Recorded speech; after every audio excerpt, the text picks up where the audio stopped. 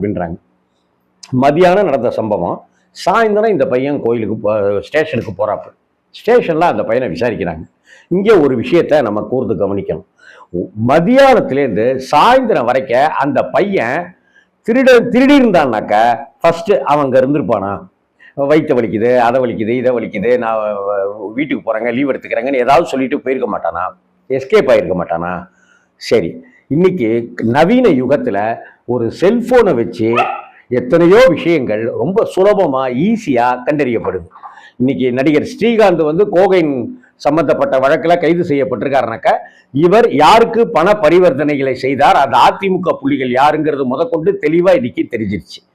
இது மாதிரி இந்த பையனுடைய செல்லை கொஞ்சம் கொடு அப்படின்னு சொல்லி கேட்டு அடுத்த 1 மணி நேரத்துக்குள்ளார எல்லாத்தையுமே இவன் யார்கிட்ட பேசியிருக்கான் என்ன அப்படிங்கிறத வச்சு கண்டுபிடிச்சிடலாம். ஆனா ஏன் அதை செய்யலை? அதுவும் இங்க கேள்விக்குறியா இருக்கு.